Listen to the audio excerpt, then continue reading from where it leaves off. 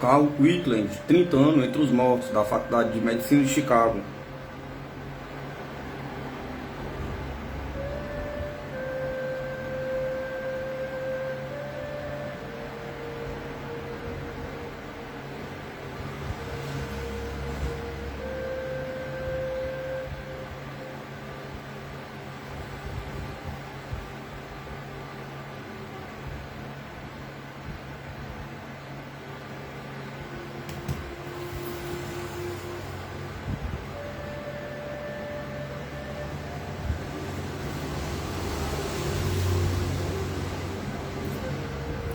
Acontece frequentemente que certos espíritos rondam algumas casas buscando vingança pelo dano que lhe fizeram durante a vida.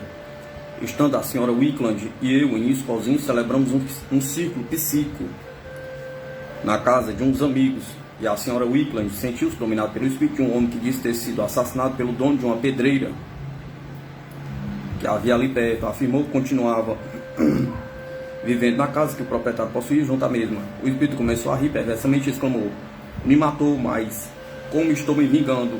O tenho enfeitiçado." Ainda que explicasse, mas esse espírito a existência de uma vida superior não se manifestou disposto a abandonar sua velha guarida e se retirou depois de haver negado a progredir. Então nossos amigos nos disseram que eles haviam conhecido tal indivíduo durante sua vida e que a pedreira pertencia há 10 anos atrás a 3 proprietários, e que um deles, desejando fazer esse dono exclusivo, havia comprado a participação do outro sócio. Porém, o terceiro, que vivia na casa próxima à pedreira, havia se negado a vender sua parte. Alguns dias mais tarde, esse homem foi encontrado morto. Havia um rumor generalizado de que a casa próxima da pedreira estava enfeitiçada e que a nossos amigos aconteceu um fato surpreendente quando, em certa ocasião, andavam naqueles arredores colhendo morangos. Deixaram o cavalo no estábulo, que estava vazio, saíram ao pátio e viram que neste havia muitos morangos. Voltaram ao estábulo em busca de um cesto. Naquele mesmo momento observaram que o cavalo relinchava, aterrorizado, e se erguia sobre as patas traseiras. Nossos amigos ficaram mudos de assombro ao escutar uma gargalhada áspera. Voltaram a olhar e viram na porta de entrada daquela casa deserta um homem mau, encarado e ameaçador. Era o mesmo que fora assassinado 10 anos antes. O haviam conhecido em vida e não duvidaram que era ele mesmo. O aparecido soltou uma gargalhada e se desvaneceu. Nossos amigos começaram a correr até o estábulo. Retiraram o cavalo e se afastaram dali apressadamente. Recebemos da senhora GG, que residia numa vila do estado de Nova York, uma série de cartas. A dita senhora era médium dotado de dom de clarividência. Escrevíamos que sua casa se encontrava enfeitiçada por um grupo de maus espíritos. Dizia-nos em suas casas que quando havia se instalado naquela casa gozava de perfeita saúde, mas que no pouco tempo de residência havia sido atacado por uma estranha dolência dos braços e das pernas, dolência que nenhum médico encontrava remédio. Certos espíritos que afirmavam serem seus guias lhe aconselharam que celebrasse todas as noites um ciclo psíquico, permanecendo sentado durante meia hora, afirmando que desta forma poderia prestar-lhe um grande auxílio. Explicaram-lhe que todo o seu dano procedia do espírito da mulher que havia edificado aquela casa, e que poderia livrar-se desse espírito se certa amiga sua assistisse o próximo ciclo. Essa amiga acudiu e o espírito manifestou então que deixaria a enferma e passaria a aura da amiga, mas quando esta regressou para sua casa teve que se deitar, atacado pela mesma enfermidade que até então afligira a senhorita GG, e em troca encontrou-se curada. Porém, continuaram acontecendo dentro da casa transtorno de toda espécie. Até a horta estava enfeitiçada, e se ouviu certos espíritos dizerem que se a senhora GG apreciava sua vida, deveria sair dali, porque eles estavam dispostos a matar qualquer pessoa que se empenhasse em viver na casa. A família da senhora GG vendeu então a casa e a desocupou, sem dizer nada aos compradores o que havia ocorrido. Os novos proprietários tomaram posse da casa, e a mãe, que era uma senhora de idade, deitou na primeira noite aparentemente muito bem de saúde, mas depois de um momento começou a pedir socorro, dizendo que 2 homens haviam entrado em seu quarto, ameaçando-a de morte. A senhora faleceu antes do amanhecer. No entanto, a senhora GG continuou celebrando seus ciclos, mas não conseguiu livrar-se por completo da influência dos espíritos, e acabou escrevendo-nos solicitando nossa ajuda. Não há ninguém em quem possa confiar. Afiliei-me à sociedade do Novo Pensamento, certa de que poderia livrar-me, porque afirmavam que Emitiam vibrações, mas não consegui captar sua onda. Não há ninguém que peça socorro com mais ânsia que eu, nem quem se esforce com maior afinco em viver retamente. Se vocês creem que posso obter alívio, rogo-lhe que se manifestem. Realizamos a concentração psíquica, pensando na senhora e também na casa, e conseguimos extrair de uma e de outra um grande número de espíritos. Um deles declarou que ignorava que estivesse obsedando a senhorita GG. Outro espírito disse que ser Harris, que depois de maltratar brutalmente sua mulher, havia se dado um tiro. Não soubemos como havia terminado sua carreira. Afirmava que não estava morto, e sim que vivia numa antiga casa, em companhia de um bando de foragidos e espíritos, e que estavam dispostos a matar qualquer um que atravessasse e se instalasse naquela casa. Em outra sessão, conseguimos atrair outros 4 espíritos que estavam enfeitiçando a casa. Vieram primeiro 2 mulheres, logo depois Pet, e que havia sido em vida um famoso batedor de carteiras, e depois veio uma mulher que disse se chamar Kate. Essa mulher havia sido assassinada por Pet. Desde então, seu espírito rondava o assassino. Pet quis ocultar-se, se escondeu com outros numa casa que lhes pertencia, falando por intermédio da senhorita Wickland, disse: mataremos qualquer um que entre nesta casa. Confessou que havia molestado a senhorita GG, dizendo: permaneci com ela para obter assim meu jantar. Enquanto Pet estava falando, Kate se apossou de outro médium que estava no ciclo. Isto aterrorizou Pet. Por um lado, por outro lado, a mesma Kate quis fugir dele quando se deu conta da situação. Cada um acreditava que o outro era uma manifestação, e nenhum dos dois se dava conta de que estavam se servindo de um intermediário psíquico. Passou-se algum tempo antes que se dessem conta de que os dois estavam mortos. Finalmente Pet se ajoelhou e pediu a Kate que o perdoasse. Terminaram por se reconciliar, prometendo corrigirem-se. Recebemos mais tarde carta da senhorita GG, na qual nos manifestava encontrar-se muito melhor. Respondendo a um chamado urgente, fomos minha esposa e eu visitar aos senhores C em Pasadena, em cuja casa se ouviam ruídos e pancadas na porta à noite, que deixava em claro a família durante muitas horas. O senhor C havia comprado esta casa dos filhos de um ancião que havia falecido fazia algum tempo. Isto só o soubemos depois. A casa, que era transportável, foi trasladada para um lote de propriedade do senhor Z. Ali foi montado de novo, sofrendo algumas modificações. Uma vez terminadas, a família do senhor C se instalou, encontrando com todos esses ruídos que a todos molestavam. Todas as noites, entre as 12 e as 4 da manhã, se movia como sacudida por alguém a parte de um retrete que havia entre os 2 dormitórios. Os golpes e rangidos deixavam toda a família acordada. Quando estávamos sentados em uma das peças da casa do senhor C, discutindo aquela situação, a senhora Wickland caiu em transe. Apoderou-se dela um espírito que se queixava de intensas dores reumáticas e que insultou iradamente o senhor C por viver em sua casa. Esta casa é minha, declarou terminantemente. Estes senhores não tem nada por fazer aqui, os expulsarei de casa. Resultou que o espírito em questão era o da antigo proprietário, e com certas investigações que posteriormente realizamos, soubemos que dita senhora havia sofrido muito de reumatismo. Não havia maneira de fazê-lo compreender que estava morto, porque ela insistia que se encontrava vivendo em sua casa, ainda que houvesse entrado nela aqueles intrusos para incomodá-la. Se estou morta, por que não me encontro no céu? Perguntou. Depois de muitas explicações, conseguimos que abrisse os olhos à verdade e que se retirasse arrependida. A senhora C nos escreveu alguns meses mais tarde, assegurando-nos que haviam cessado por completo todos aqueles ruídos que antes os incomodavam. Possuímos, deste modo, numerosas provas de que os espíritos têm um papel muito importante em grande número de dissensões familiares e de ruptura entre os membros de um mesmo lar.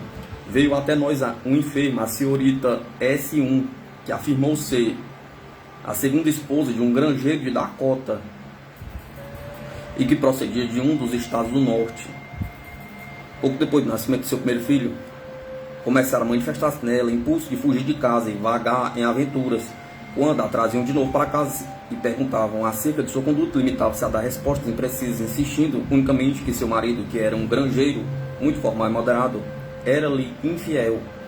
Quando conseguimos que o espírito obsessor se transferisse à senhora Wickland, nos encontramos com nada menos que o da primeira mulher, que acusava seu marido com grande indignação de ser-lhe infiel, assegurando que estava resolvida a desembaraçar-se de sua rival.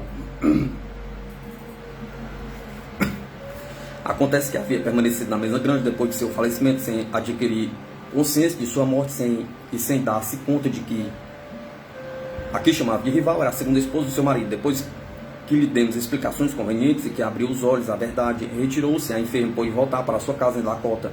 Algo parecido ocorreu com um amigo nosso, um senhor cuja primeira mulher havia falecido, deixando a seu cuidado um filho de pouca idade. Este senhor voltou a contrair mais tarde matrimônio, porém prontamente pudemos dar-nos conta de que aquele lá era pouco feliz. As coisas chegaram a um ponto de que, num domingo pela manhã, a segunda esposa abandonou o lar, presa de grande excitação. O marido correu desolado para nossa casa e logo veio reunir-se a ele o seu filho pequeno, mesmo sendo sua primeira visita em nosso domicílio. Permaneceram ali durante algumas horas. O menino voltou pela tarde e no momento em que a senhora Wickland estava conversando com ele, com um grupo de amigos, caiu em transe hipnótico, possuído por um espírito que lhe disse ser a mãe do menino. O espírito não havia dado conta de sua morte e ansiava vivamente acariciar seu filho, dizendo: eu quero meu menino, eu quero meu menino. Logo depois desatou uma série de violentas acusações contra sua sucessora, assegurando que não pararia até expulsá-la de casa. Eu a fiz fugir esta manhã, declarou com expressão de grande regozijo. Também a este espírito conseguimos fazer abrir os olhos à verdade. Afirmou estar arrependido pelos transtornos que a haviam causado e se retirou, prometendo fazer tudo que estivesse ao alcance de suas mãos para corrigi-lo. A segunda esposa reentregou-se ao domicílio conjugal e uns 10 anos transcorridos de lá para cá não voltaram a ocorrer dissensões na família. A senhora Ellie era uma jovem que estava prometida para casar-se com um viúvo que havia vivido durante o tempo em que sua esposa estivera viva, no mesmo andar do edifício em que residia a senhorita Ellie. Ambas eram amigas íntimas. A esposa faleceu de repente e o cavaleiro contraiu compromisso matrimonial com a amiga uns meses depois de haver ficado viúvo. Quase imediatamente a noiva começou a apresentar sinais de transtornos psíquicos, piorando cada vez mais. Quando a jovem se encontrava em seu estado normal, demonstrava grande estima por seu noivo. Mas quando já perturbada, veio ao nosso sanatório, sentiu uma profunda aversão por ele e afirmava que se deixaria morrer ou encerrasse em um asilo com o intento de se suicidar. Porém, sempre se arrependia no último momento e pedia socorro. Quando a enferma chegou em nossa instituição, a senhorita Wickland viu, graças ao seu dom de clarividência, o espírito de uma mulher morena que se havia apoderado da enferma, que era marcadamente ruiva. Este espírito encontrava-se tão confundido e mesclado com a enferma que, por momentos, era difícil a senhorita Wickland determinar, segundo os traços próprios de cada uma das personalidades, se a enferma era de compleição clara ou morena. Quando a senhorita Wickland fez a descrição deste espírito, tanto a mãe da enferma como o noivo identificaram imediatamente nele a primeira mulher. A enferma deu sinais de grande obstinação. Ora tinha acesso de pranto e ora se mostrava birrenta e teimosa. Não havia maneira de deixá-la só. Esta afirmava que estava louca e zombava quando lhe assegurávamos que a curaria. Voltando a insistir que desejava a morte e ter que se casar com esse homem. Não se casará jamais com ela, não será sua nunca. A arrastarei a um asilo de alienados ou a matarei, mas ela não será sua nunca. Quase em seguida, o espírito de um menino falou, como querendo proteger sua mãe. A irmã da enferma que se encontrava presente reconheceu neste último espírito um filho da defunta que havia falecido quando tinha 13 anos de idade. A situação chegou a seu período crítico. Uns dias mais tarde, a enferma havia se mostrado mais obstinada e ingovernável que de costume, tratando com desprezo seu noivo. Quando este veio visitá-la, foi submetida a um tratamento mais enérgico e terminou por tranquilizar-se e dormir bem naquela noite. Porém, durante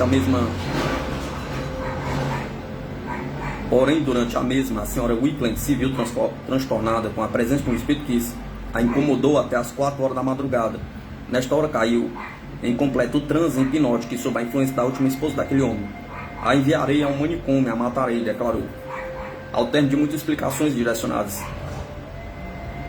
em conseguir que o espírito se arrependesse, conseguimos o que desejávamos. Ao perguntarmos se seu filho estava em sua companhia, respondeu que o havia visto em algumas ocasiões, mas como o menino estava morto, não queria tratar com aparições. Solicitamos ao espírito que deixasse tranquila a jovem que estava atormentando. Haja visto que o que lhe convinha era encaminhar-se a uma vida mais elevada em companhia de outras inteligências espirituais sobre os quais demonstrava completa ignorância.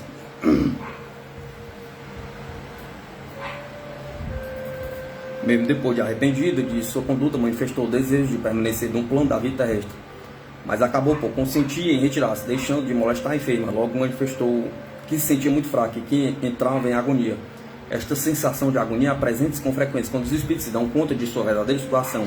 Outras vezes se dá o caso de que experimentem a mesma sensação de sofrimento que o acompanhou a morte do seu corpo físico.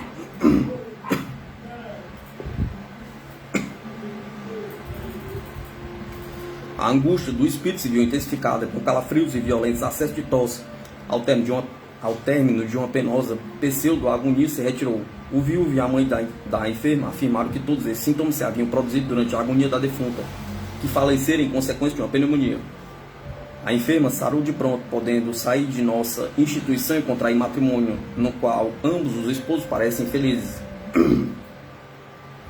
Outro caso característico é o ocorrido ao Sr. MC, uma personalidade de Chicago, cujo sobrenome ocupa um lugar proeminente na sociedade daquela cidade.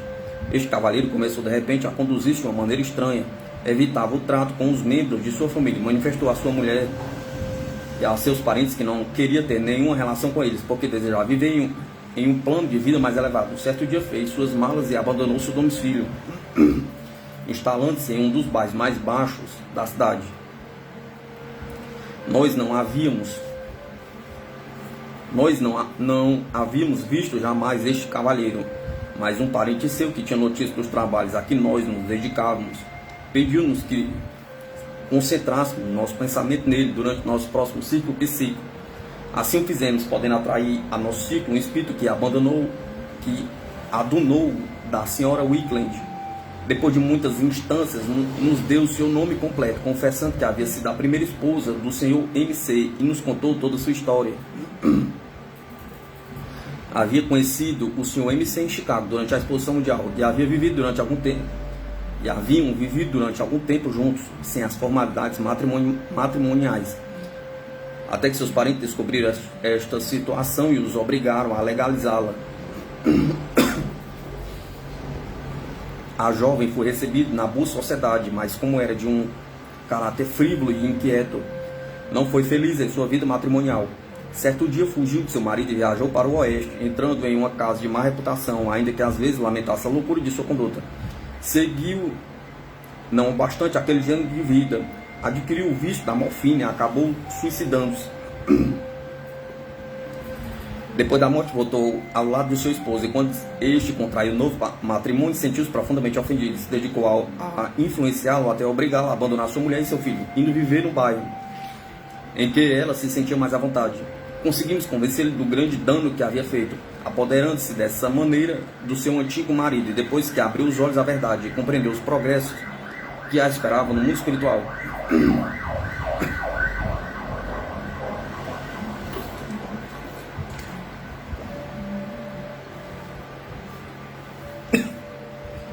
Prometeu-nos retirar-se e esforçar-se para chegar a um estado superior. Na primeira ocasião que nos encontramos com o parente do senhor MC, que havia nos solicitado que realizássemos aquela concentração, lhe repetimos tudo o que havia manifestado no espírito e confessou-nos cheio de assombro que era verdade em todos os detalhes, que o nome que nos havia dado era exato, que o senhor MC estava casado em primeiras núpcias, mas que a família considerava aquele episódio como completamente esquecido e ninguém o mencionava para nada. Mais adiante, essa mesma pessoa nos informou que o senhor MC havia retornado ao seu domicílio e vivia outra vez feliz em companhia de sua mulher e de seu filho. Os espíritos e o crime. Os hábitos, os desejos e as inclinações encontram-se arraigados na alma e acompanham o indivíduo depois de sua liberação do corpo físico, até que chega o momento em que são eliminados pela vontade. Os espíritos de muitos criminosos, de certos assassinos, daqueles que executam a vingança ou buscam uma maneira de executá-la, permanecem indefinidamente na esfera terrestre e procuram com frequência prosseguir em suas antigas atividades, levando adiante seus projetos malignos, apossando com este objetivo dos corpos mortais que se mostram sensíveis à sua influência. Se realizasse uma investigação, descobrir-se-ia que muitos casos de repugnantes assassinatos são obras de pessoas inocentes que se encontram sob domínio de espíritos desencarnados que se apossaram completamente do assassino. Não há dúvida nenhuma de que o assassinato de Stanford White, cometido por R.K. Tal no ano de 1906 no Madison Square Garden, em Nova York, foi devido à influência dos espíritos. Harry Tal era um sujeito de grande sensibilidade psíquica, havendo dado durante toda a sua vida muitas provas desta sensibilidade, quaisquer que fossem os agravos que pudesse ter contra Stanford White. É sem dúvida que no momento do assassinato agiu obsedado por certos espíritos vingativos que desejavam castigar o morto por injustiças cometidas contra eles ou suas pessoas queridas. Harry Tal não foi a rigor outra pessoa que o intermediário psíquico e o instrumento tangível do terrível drama realizado pelo mundo invisível, sendo os autores certos espíritos ignorantes e vingativos. No dia 15 de julho de 1906, ou seja, várias semanas depois de ocorrida a tragédia, durante a celebração de um ciclo psíquico, enquanto a senhora Wickland se encontrava caída no solo, sentiu-se dominado por um espírito desconhecido.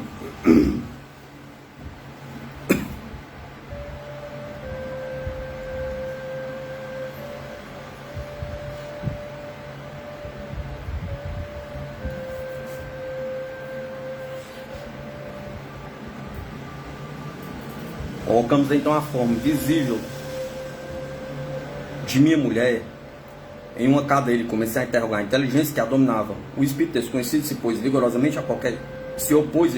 a qualquer tipo de toque e pediu prontamente que o deixasse só. Logo gritou: "Ei, moço, ei, sirva-me uma bebida." "Que tipo de bebida deseja?" perguntei. Respondeu: "Traga-me uísque soda agora." Perguntei: "Quem é você?" Respondeu: "Isso não lhe importa." Perguntei: "Onde crê que se encontra?" Respondeu: "Onde me encontra? No Madison Square Garden." Pergunta: "Qual é o seu nome?" Respondeu: "Stanford White." "Já que você tem tanta curiosidade em sabê-lo." Logo apertando com uma mão a parte posterior da cabeça para o lado direito e encolhendo o peito e o abdômen com mostra de dor, gritou: Veja, um moço que me traga esse uísque soda." Quando ia dirigir-lhe algumas perguntas, a atenção do espírito foi atraída para algo invisível e começou a tremer de medo. Então lhe perguntei: "Você está vendo algum espectro?" Assentiu com um gesto violento de cabeça e gritou. Era tal sua agitação que perdeu o domínio do intermediário psíquico e escapou. Quase em seguida se apoderou do corpo do intermediário psíquico outro espírito e começou a caminhar, muito excitado, para frente e para trás, gritando alegremente: matei esse cachorro, matei esse cachorro. Aí está esse cão caído por terra." E ao dizer isso, apontava para o lugar onde o White havia perdido o domínio do intermediário psíquico. "Cachorro, anos inteiros venho buscando a ocasião para matá-lo e finalmente consegui. Cachorro." Obriguei o espírito a que se sentasse e soube que seu nome era Johnson. "Eu matei Stanford White," exclamou como que se vangloria de uma coisa que orgulhasse. "Mereceu a morte. Durante muito tempo vinham brincando com o futuro de nossas filhas." O espírito começou então a acusar com ira os homens da sociedade. "Tiraram nossas filhas de nosso lado, cobrem-nas de vestidos elegantes e não voltamos mais a saber o que terá sido delas." Perguntei ao espírito se dava conta de que ele mesmo estava morto, porém acolheu a minha pergunta com uma gargalhada e exclamou: "Você conhece algum morto que fala?" Pergunta.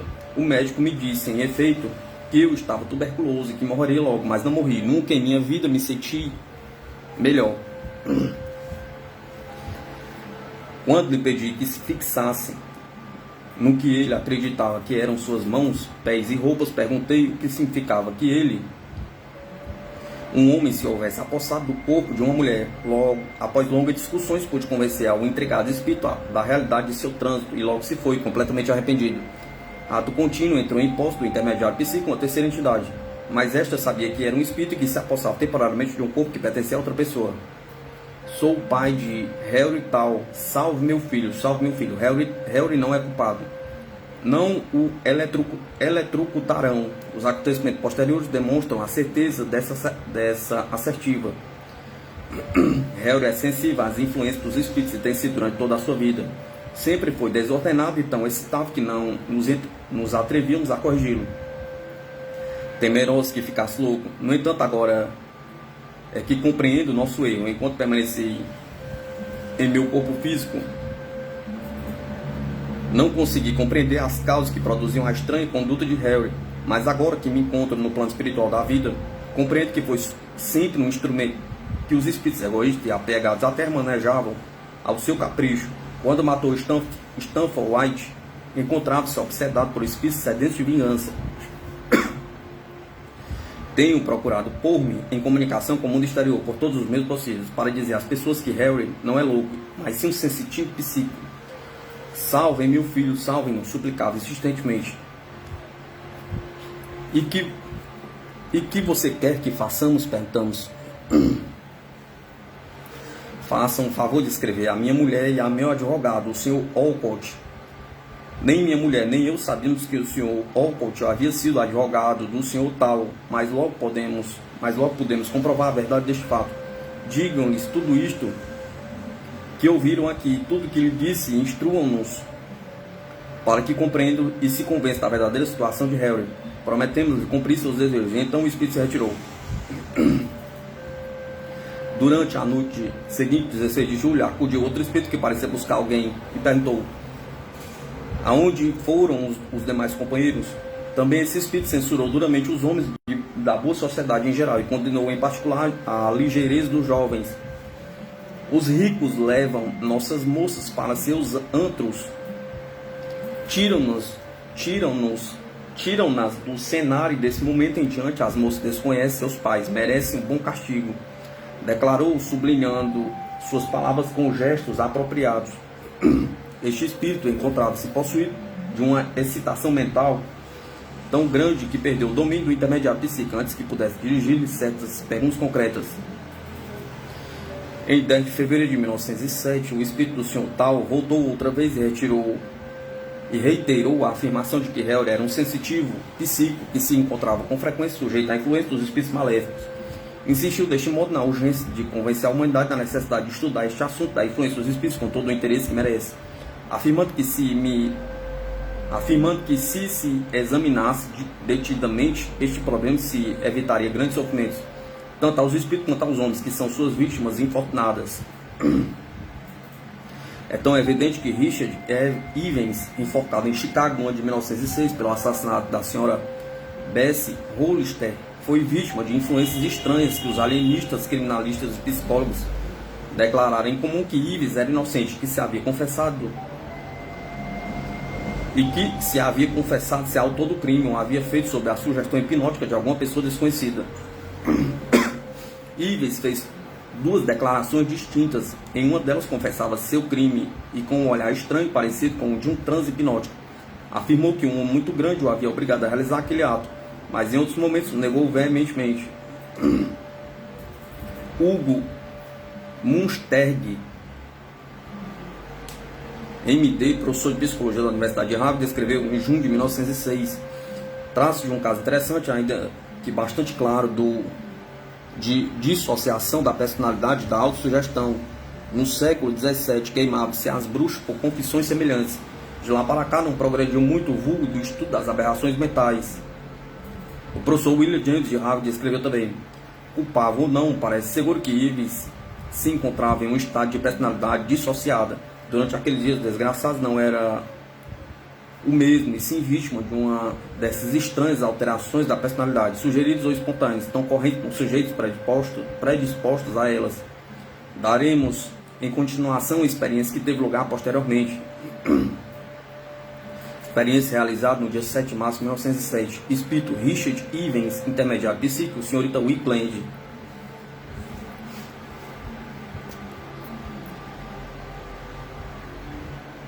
O espírito, ao assumir a posse do intermediário psíquico, levou este a cair ao solo em aparência sem vida.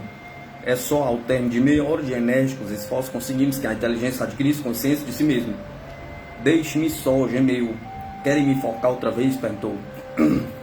Queixou-se de uma grande dor no pescoço e pediu que o deixasse tranquilo, afirmando que não queria outra coisa que dormir. O que lhe acontece no pescoço? Pergunta. Este partido enforcou-me e morri. Quero continuar morto. Se vocês me trouxeram à vida, me enforcarão outra vez. Como você se chama? Pergunta. Richard Evans. Você foi culpado do assassinato da senhora Hollister? Pergunta. Não sei, certas pessoas disseram que sim. Se isso é certo, não me dou conta. Por que se reconheceu culpado e logo em seguida negou sua confissão? Pergunta. Confessei-me culpado porque esses 3 companheiros espíritos me obrigaram. O homem alto pôs em mim uma faca e ameaçou me matar se não me declarasse culpado. Quando o homem alto não se encontrava ali, disse-lhes que eu, em realidade, não sabia se era o que havia matado a senhora. Disse isso à polícia, disse ao carcereiro e a todos que me perguntaram, mas ninguém quis acreditar, mesmo eu falando a verdade. Sofri tanto. Por que não quiseram voltar uma vez que já estava morto? Pergunta. Por que não me deixaram dormir? Pergunta. Encerraram-me, encarcerar-me-ão e me enforcaram outra vez. Neste momento, o espírito gritou aterrorizado. Mas não o vê? Pergunta. Aí está outra vez um homem grande. Aí está com sua faca e com outros 2 companheiros de menor estatura que ele. Aí dobrou os joelhos e gritou. Meu joelho. Passou a faca no meu joelho e na outra perna também. Ai, minha perna, é um criminoso e me apunhalou. Pouco a pouco consegui convencer ao espírito de que seus atormentadores também eram espíritos, que ele já estava livre de seu corpo físico, não sendo portanto possível que lhe fizesse algum dano. Você está a serviço de um corpo que não é seu, e agora deve limpar sua mente de toda classe de alucinações mentais. Não vê alguns outros espíritos junto ao dos seus perseguidores? Pergunta. Sim, agora vejo outros, parece que me olham com semblante de amigos. Aí está a senhora Hollister. Pergunte ao homem com a faca por que não lhe deixa em paz. Pergunte-lhe. Limita-se a responder com gestos ameaçadores. Pergunte-lhe por que se empenhou em matar a mulher. Dizia que odeia todas as mulheres.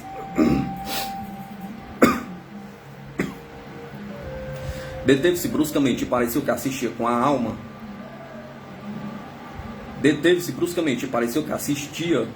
Por um fio a uma cena que lhe produzia um grande transtorno. Já levaram daqui os condenados, deram muito trabalho, mas enfim os venceram. Depois disso, acalmando-se. Sinto-me melhor agora, sou feliz porque aquele homem zarrão terrível se foi. Pedi-lhe que se esforçasse em recordar tudo o referente à tragédia de Hollister e disse: na noite em que vi essa senhora, vi também um homem zarrão. Comecei a sentir algo muito estranho em minha cabeça. Me pegaram pelo pescoço e perdi a consciência. Quando voltei a mim, um homem zarrão me disse que eu havia matado a senhora. Conhecia esse homem de quem falo fazia um mês, mas ignorava que fosse um espírito. Desde então não se afastou de mim, porque não me permitiram viver, ainda que fosse no cárcere. Pergunta. Que vergonha que lancei sobre toda a minha família. Sinto pela minha pobre mãe, se ela soubesse ao menos a verdade. Ninguém sentiu a menor simpatia por mim, ninguém quis acreditar quando lhe disse sobre um homem zarrão que estava ao meu lado com uma faca e que me obrigou a me declarar culpado. Se é certo o que dizem que cometi o crime, asseguro que não me lembro. Por que me mataram? Pergunta. Depois que expliquei a continuidade da vida e a maneira como se progride nos reis espirituais superiores, perguntou ansiosamente: se é certo que eu vivo ainda, esta senhora também viverá. Certamente, é sem dúvida que ela veio aqui para perdoá-lo, ainda que você tenha destruído o corpo físico que ela tinha. Não foi você o responsável por este ato, você foi um simples instrumento do qual serviram os maus espíritos que o hipnotizaram. Uma vez compreendido isto, ficou aquele fatigado espírito ao cargo dos colaboradores invisíveis que nos informaram que o homem zarrão e seus cúmplices haviam pertencido durante sua vida terrestre ao bando dos gorros brancos que haviam operado em muitos lugares da Inglaterra e da América, dedicando-se durante alguns anos em matar mulheres, como se seus membros estivessem possuídos de uma mania criminosa. Alguns meses depois, atraímos ao nosso ciclo um homem zarrão aludido. Experiência realizada no dia 6 de junho de 1907. Espírito: Carlos, o lutador. Intermediário psíquico: senhorita Wickland. O espírito parecia atordoado pela bebida quando despertou, mostrando-se agressivo, que foram necessários esforços de várias pessoas para dominá-lo. Eu sou Carlos, o lutador, e matarei todos a tiros. Começou a gritar, voltando-se para alguns seres invisíveis. Começou a lançar-nos maldições, porque o havíamos atraído e enganado a este lugar, e ordenou em tom imperioso que o ajudasse, ao invés de ficarem com os braços cruzados olhando. Por fim conseguimos dominar Carlos, o lutador, e ele se viu obrigado a escutar as explicações que demos acerca de sua verdadeira situação. Por isso pedimos que examinasse as mãos do intermediário psíquico.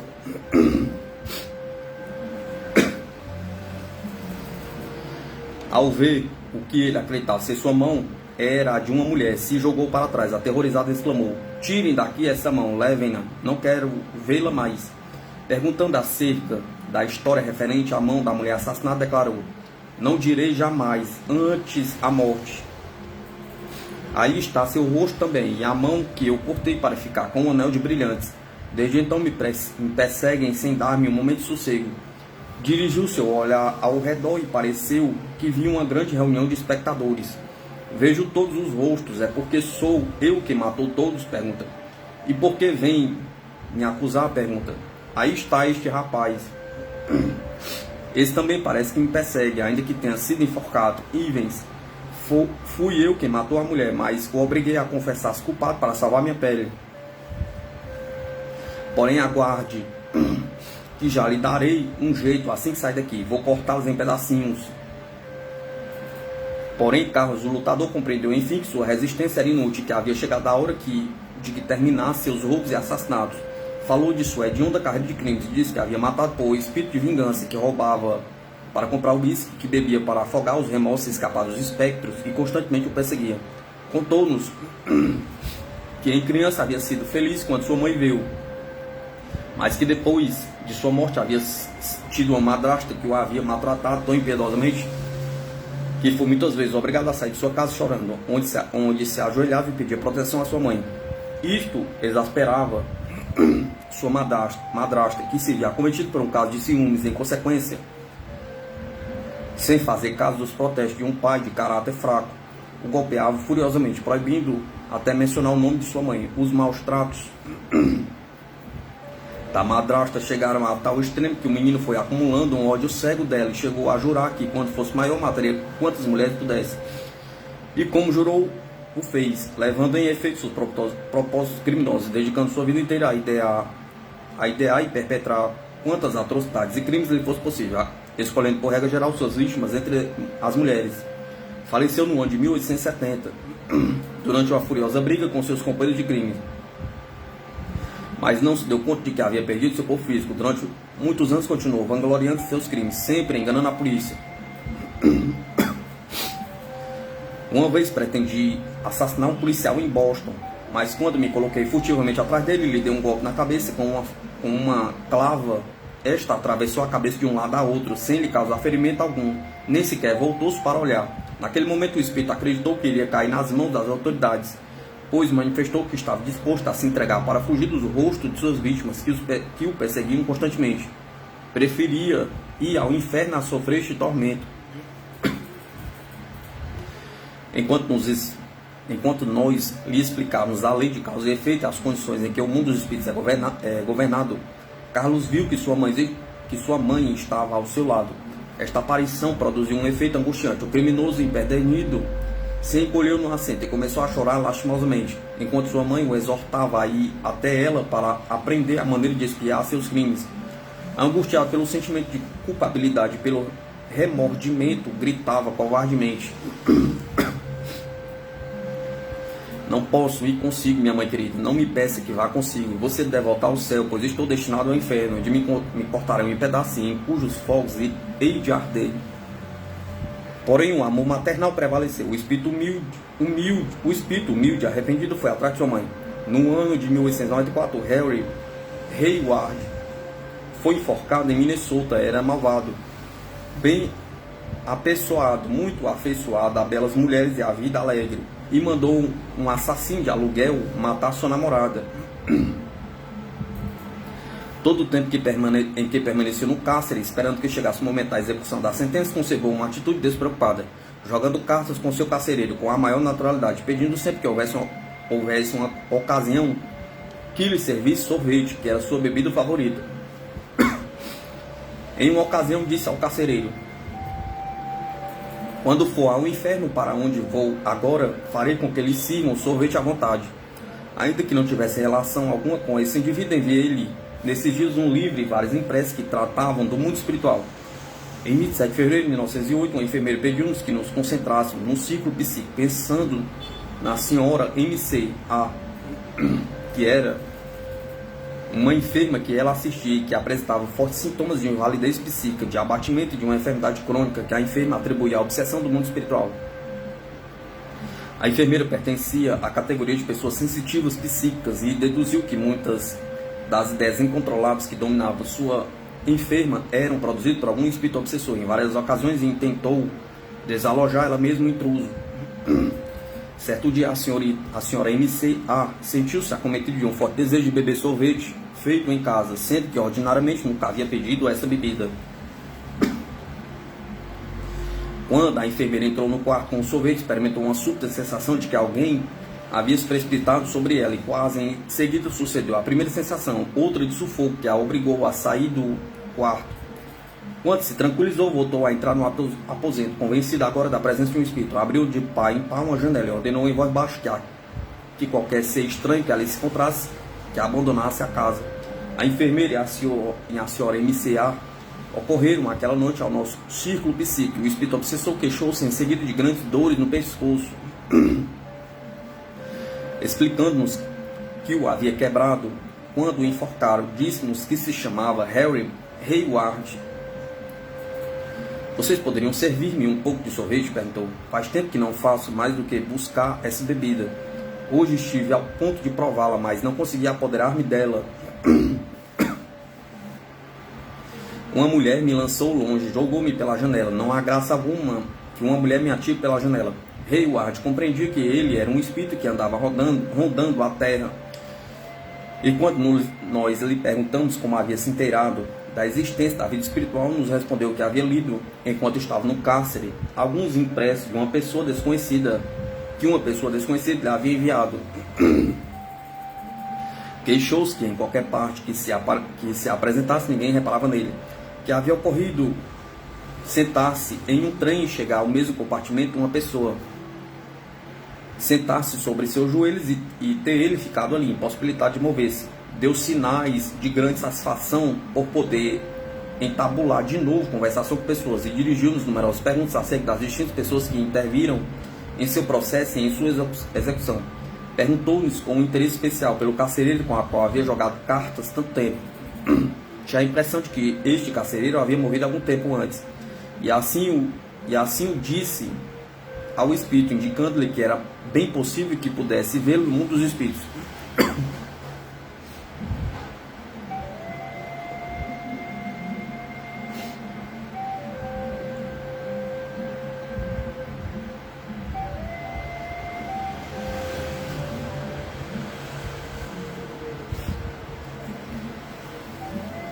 Durante uns momentos, guardou silêncio, parecendo como se buscasse o paradeiro de seu antigo amigo. Logo disse com grande certeza: não, esse homem não está morto. Eu vejo que está jogando cartas na casa de seu filho, em Minneapolis.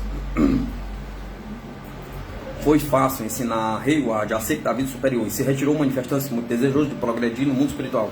Daquele momento em diante, a inválida psíquica melhorou sensivelmente. As investigações subsequentes que realizamos escrevendo várias cartas nos demonstraram que era certa a afirmação do espírito acerca do carcereiro. 10 anos mais tarde, com o motivo de haver estado presente em nosso círculo o espírito de outro assassino que havia sido enforcado, Hayward voltou e nos deu os seguintes detalhes acerca de sua vida terrestre.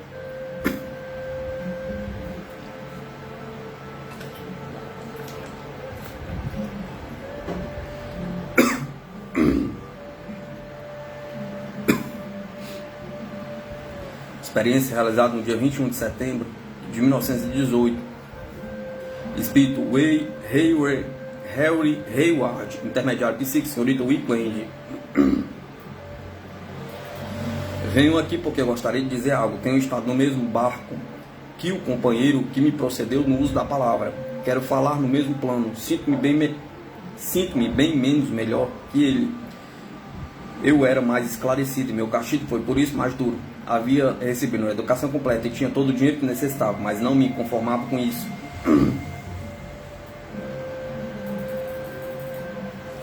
Também quero dizer que não faço mais que desejar uma coisa. Quisera colocar-me em todas as esquinas das ruas e em alto brando aconselhar as mães para que não eduquem equivocadamente seus filhos. As mães dizem que amam seus filhos, sentem por eles verdadeira adoração, mas os deixam que se percam porque não se atrevem a lhes negar nada. Não eduquem seus filhos sem a necessária disciplina. Cuidem dos meninos como se cuida dos animais, como se cuida das flores. Se você planta alguma flor em seu jardim, tenham muito cuidado para que não se converta em flor silvestre. Cuidem para que cresça com frescor e para que dê flores formosas. Porém, quão pouco a humanidade se preocupa com a educação e o adestramento das crianças. Ninguém cuida para que as crianças sejam o casulo da humanidade. Não quero censurar de nenhuma maneira a minha mãe, porém lhe digo que se ela tivesse me educado convenientemente e se ela houvesse sabido dizer-me não em outras ocasiões, ao invés de estar sempre me olhando e me dando todo o dinheiro que quisesse, se tivesse me castigado quando eu cometi alguma má ação, é possível que tivesse sido outro homem. Certamente não haveria acabado na forca se minha mãe tivesse me ensinado a formosa lição de viver para os outros, de amar meus semelhantes como a mim mesmo. O melhor que as mães poderiam fazer é pensar no bem-estar de seus filhos e educá-los no ideal de viver para os demais.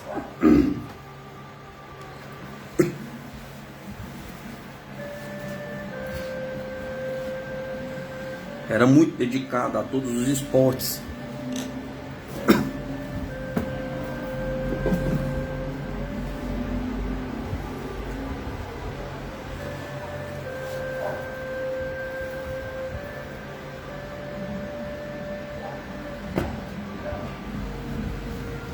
E não tinha outro ideal na vida. Procurei me divertir muito.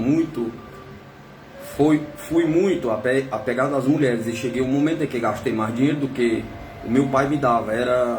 Eu era jovem e deveriam ter me obrigado a trabalhar. Minha desgraça consistiu em que meus pais eram ricos.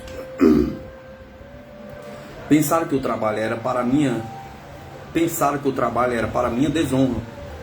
Teriam feito bem em me dar menos dinheiro e me colocarem para trabalhar. Comecei a gostar dos jogos. Vocês já sabem que quem contrai este vício dificilmente se corrige. Eu obtinha o dinheiro com demasiada facilidade. Travei conhecimento com uma jovem que gostava de mim. As mulheres sempre demonstravam uma grande predileção por mim e me foi fácil conseguir todas as que quisesse.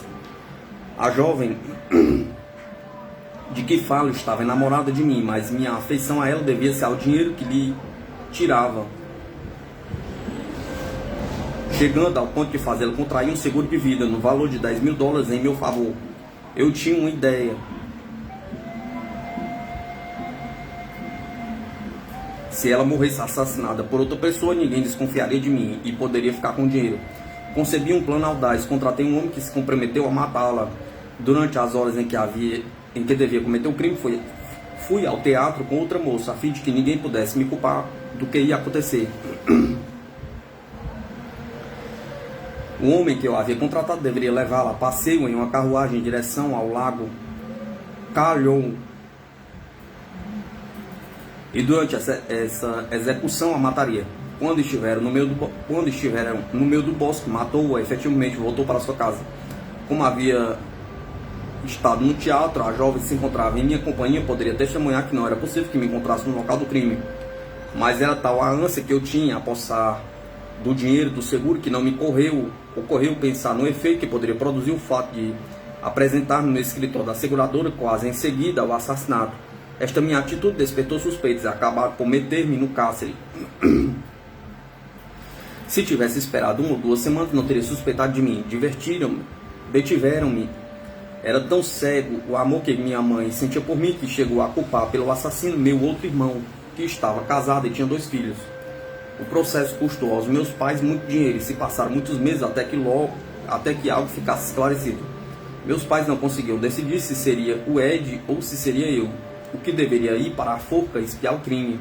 Certo dia, estando na prisão, chegou em minhas mãos um livrinho e alguns impressos que tratavam acerca do mundo espiritual. Já sabia que ia morrer, porque acabava de me sentenciar à forca. Compreendi todo o alcance que aquilo tinha. Os impressos me interessaram muito e despertaram em mim certa curiosidade em conhecer o mundo espiritual. Por um lado, cria nele. Por outro lado, me desgostava. Aquelas doutrinas me pareciam preferíveis que os ensinamentos da igreja. O que achei engraçado é uma sensação estranha que aqui experimentara aquele que está a ponto de subir a forca, onde irão lhe arrancar a vida. É impossível que você possa imaginá-la. Não podemos imaginar o que se sente ao compreender que já não lhe resta mais do que poucas horas de vida.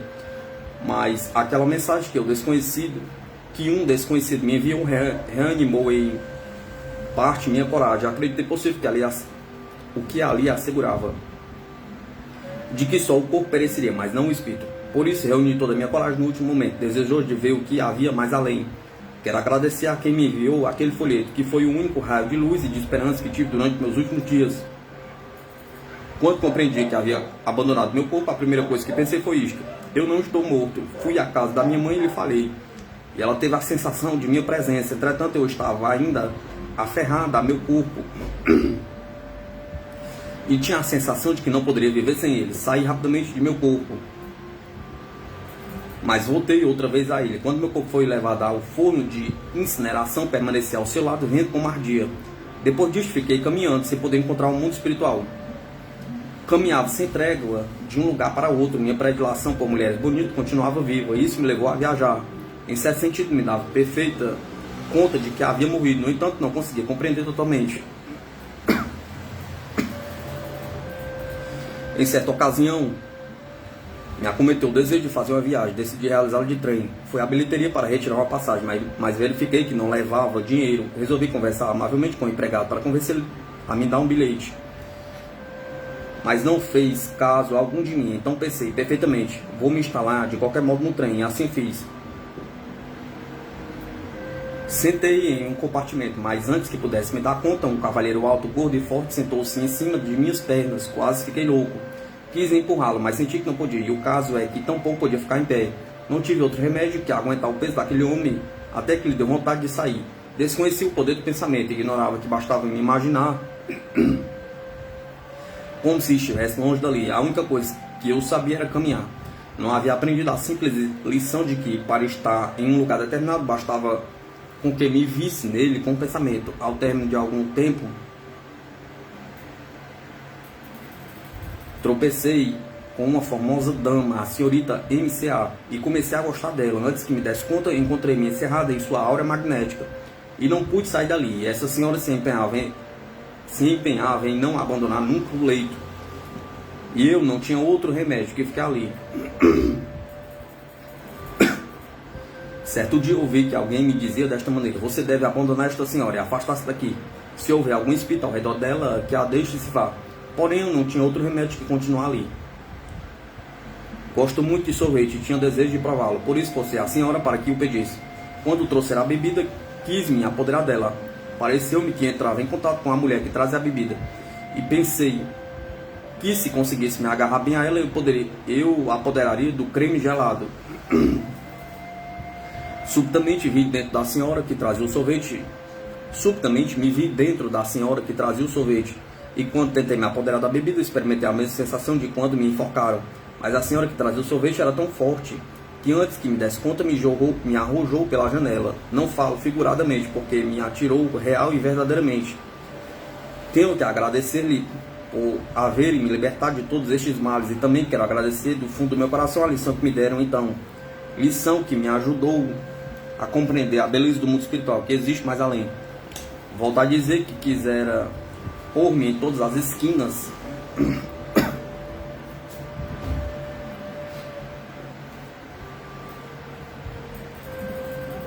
volta a dizer que quisera por mim em todas as esquinas e dizer a todas as mães que eduquem seus filhos para que sejam homens e mulheres bons e que os castiguem sempre que seja necessário, que não deixe de recorrer ao castigo e que não os leve a perder por excesso de mimos, que as mães eduquem as crianças como é devido. Não existiria no mundo tanto egoísmo. Possuo no mundo espiritual uma pequena casinha e tenho que trabalhar muito nela, porque ainda não completei minha tarefa. Estou me esforçando no socorro a todos os necessitados. Agradeço por haver começado a iluminar-me. Boa noite.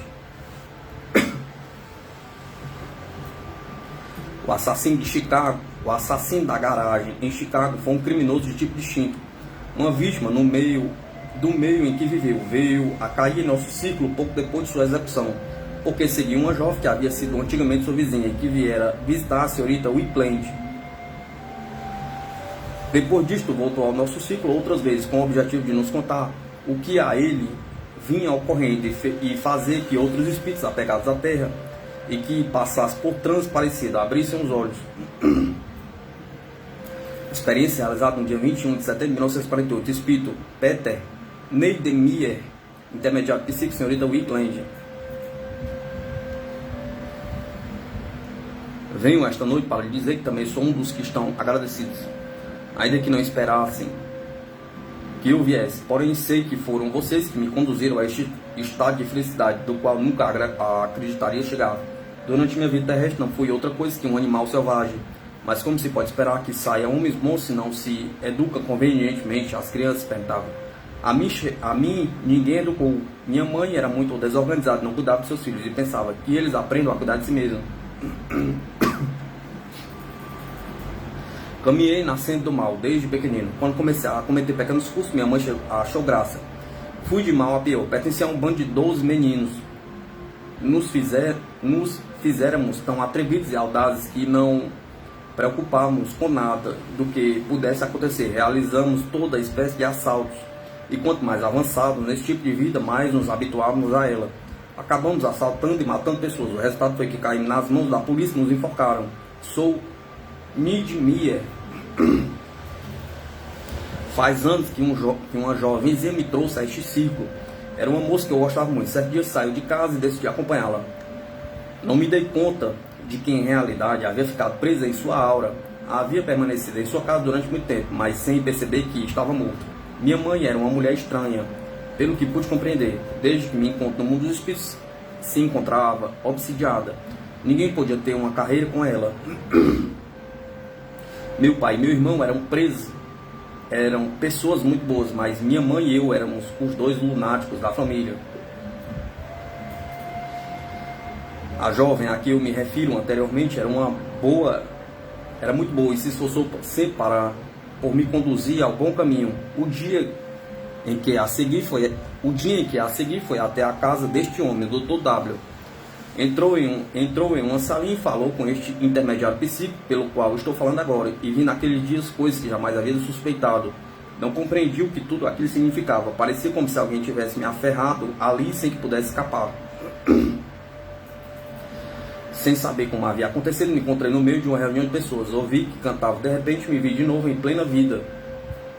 Podia falar e não me doía a garganta. Comecei a me perguntar o que é que podia me ter acontecido. A bondade com que você falou me fez um grande bem. Você me falou acerca da verdadeira vida neste outro plano.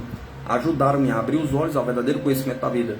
Mas não ao que a igreja e seus ministros ensinam, ou seja, que devemos rogar a Deus e crer no sangue de Cristo, e que Cristo morreu por nossos pecados, e que se cremos em tudo isso, iríamos para o céu.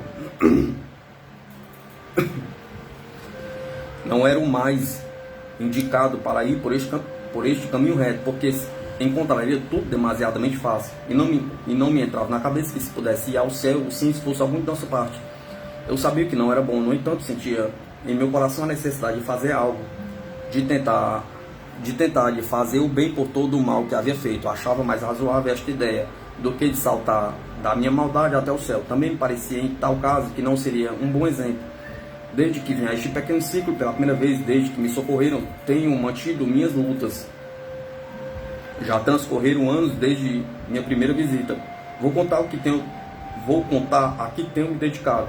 Desde que minha mãe faleceu, tenho realizado repetidos esforços para abrir seus olhos ao conhecimento da verdade, mas ela não me escuta.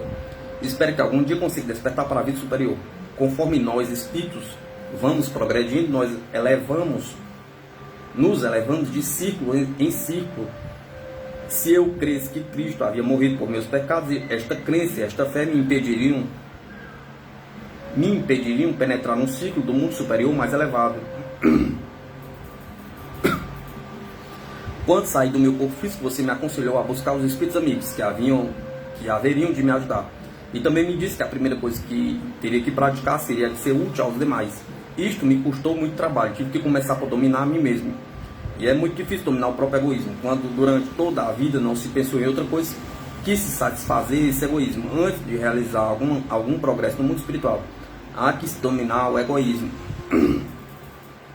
O melhor recurso para isso é que nos coloquem em uma habitação escura, às vezes o chamamos de calabouço. Estando ali não vemos mais que a nós mesmos e os nossos atos da vida passada. Estes atos vão sucedendo um a um em nossa vida. Nossas boas ações são tão poucas que parece quase pertencerem a outras pessoas, e até que não se abram nossos corações e nossa inteligência, não saímos daquela reclusão. Porém, quando nos propomos dominar nossos maus hábitos e viver para favorecer aos demais, nosso egoísmo cai por vencido. Meu coração era uma pedra, mas acabei por gritar, finalmente, não se faça mais a minha vontade, sem a sua. Devemos começar por sermos úteis àqueles espíritos de ordem mais baixa, com quem entramos em contato. Às vezes sentia repugnância em fazer algo, porém não tinha outro remédio em fazê-lo. Tinha que aprender a ser paciente. Quando somos capazes de servir sem violência e de amar a nossos semelhantes, nada parece duro. E é assim que tenho ido sempre adiante, de uma coisa para outra, aprendendo sempre. E graças a tudo isso que aprendo, vou ascendendo a um estado mais formoso, progredindo neste mundo invisível por etapas, não só mediante o conhecimento. Minha tarefa consiste em ajudar a todos aqueles que necessitam ajuda e me aconselham em aconselhar todas as crianças que vivem na Terra para que desistam de seus maus projetos, se esforcem por serem bons e se conduzam da melhor maneira que possam em favor de seus companheiros.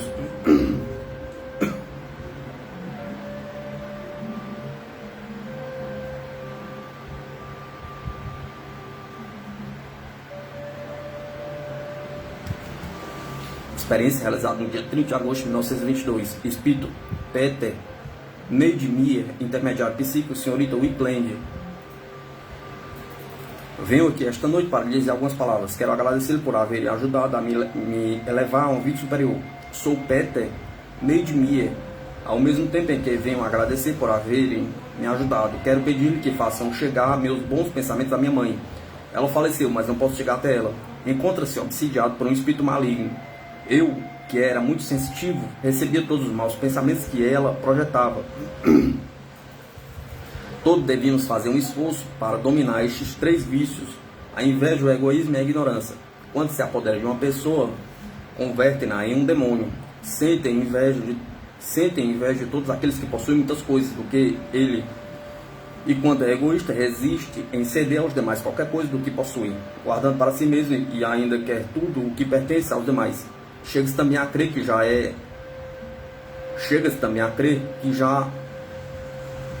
que há um Deus deveria ter dado a todas as mesmas possibilidades. Nesta atmosfera cresci. Minha mãe era uma pessoa egoísta e invejosa. Ninguém a queria na vizinhança, não tinha um só amigo. Unicamente eu era o objeto de sua predileção e obtinha dela tudo o que pedia. Meu pai, ao contrário, me aconselhava que não fizesse nenhum mal. Porém, minha mãe dizia que não me preocupasse com as palavras dele, que continuasse fazendo o que me desse vontade. Acostumava sair às noites acompanhando más companhias. Formamos um bando. Não queria me comprometer por completo, mas me via obrigado a isso pelos demais. Vocês têm que saber que essa classe de pessoas tem suas tertúlias secretas, e os que acorrem a elas não têm outro remédio que fazer o que eles ordenam. porque perderiam por completo seus poderes. É inútil que tente se retirar, porque então o insultam e zombam, vigiam e põem alguém para que siga os seus passos. O trabalho mais repugnante é destinado aos principiantes. É raro que os chefes caiam em poder da polícia.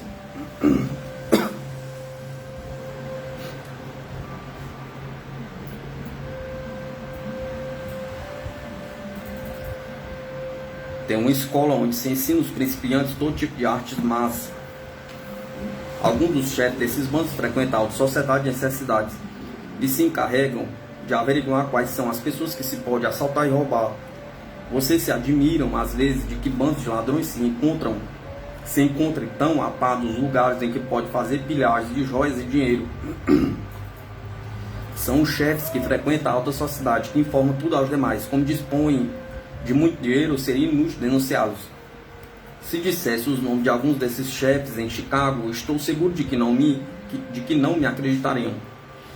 Responderiam que isso não é possível. Se alguém denunciá-los, faria o mesmo imediatamente, acusando de tal ou qual roubo. Não há, pois, outro remédio que calar. E essa é a tática que se segue nos submundos. A alta sociedade se serve da sociedade desprezível, sempre que lhe convém. E o que roubamos em uma cidade, cuidam de enviar a outra. Vim aqui esta noite para agradecer pela ajuda que me prestaram. Ninguém havia me dado a mão. Referindo-me ao caso da pessoa assassinada na garagem, asseguro que não matei ninguém. Estava ali com um bando, mas quem cometeu o crime não foi condenado à força, pois conseguiu condenado à forca, pois conseguiu escapar. Porém, os 4 presos ali foram enforcados. Entretanto, só havia 3 culpados. Eu era inocente. Meu papel consistia em ficar de guarda. Como assim o fiz, mas não fui eu quem assassinou. Ainda assim me enforcado por esse crime.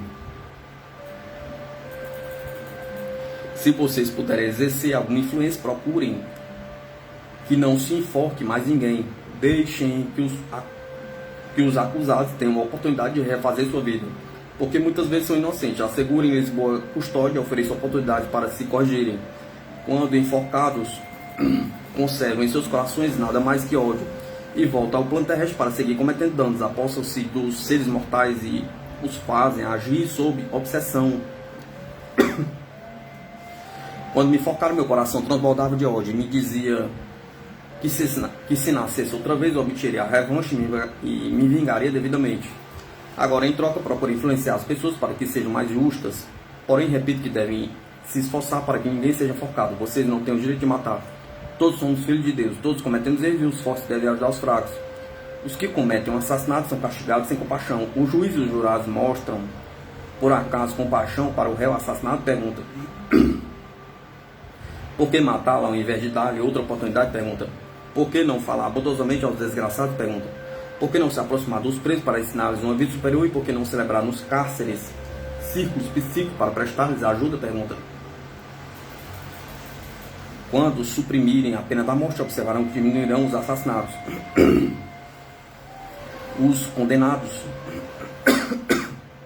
à última pena morrem jurando se vingar e com o coração cheio de ódio. Só pensam em matar, matar e matar. Para isso, dedicam-se a influenciar as pessoas de natureza sensível e as fazem cometer toda sorte de crimes. Quero dizer-lhe outra vez: se tiverem alguma influência, abolem a pena de morte. A América do Norte é um país cristão. Ninguém nele tem o direito de matar ninguém. Da mesma maneira que mataram Cristo, estão matando rapazes que cometeram algum assassinato, ao invés de educá-los quando são jovens. Chegará um tempo em que o mundo não terá outro recurso que sobrepujar seu egoísmo. Para chegar a esse momento, a humanidade terá atravessado por um período de grande turbulência. Ocorrerão enormes destruições, porém, mais tarde, a situação melhorará. Agora procuro cumprir a tarefa que tenho no mundo espiritual e não posso deixar de agradecer que, por haverem aberto meus olhos e por terem despertado minha compreensão à verdade, acudo a pequenas reuniões em diferentes lugares e procuro alentar com algumas perspectivas agradáveis aos que estão nas trevas. No mundo espiritual nos cai a venda dos olhos. Não se pode progredir nele até haver aprendido as lições da vida. Sucede o mesmo com a criança na escola, que não pode entrar na universidade sem antes haver aprendido nos livros escolares. Antes da universidade está a escola da inocência, e desta vai subindo passo a passo. O mesmo ocorre no mundo espiritual. é o mundo da felicidade, mas não podemos apreciá-lo até que o tenhamos frente a frente. Todos deveriam conhecer estas coisas antes de transpassar o limite que separa o plano da vida terrena da vida espiritual. Não podemos ingressar no mundo dos espíritos até que tenhamos compreendido. Quando chegarmos a ser um com Deus, começa a verdadeira felicidade. O mundo espiritual é como um canteiro de flores, em que tudo é beleza e harmonia. Quer dizer, nele não há egoísmo. Uma flor é de cor mais viva que outra porque alcançou um grau maior de conhecimento. Todos irão para lá, porém, devemos ser nós mesmos os que conquistarão o próprio progresso. Ninguém deve deixar se abater pelo desalento. Todos chegarão, mas isso há de levar um tempo. Sinto-me feliz e o único que peço a todos é que concentrem seus pensamentos cheios de bondade em minha mãe, a fim de que consigam despertá-la, ajudando-a a dominar seu egoísmo, sua inveja e sua ignorância. Peço que me deem a oportunidade de despertá-la. Obrigado a todos. Carl Wickland, 30 anos entre os mortos, da Faculdade de Medicina de Chicago.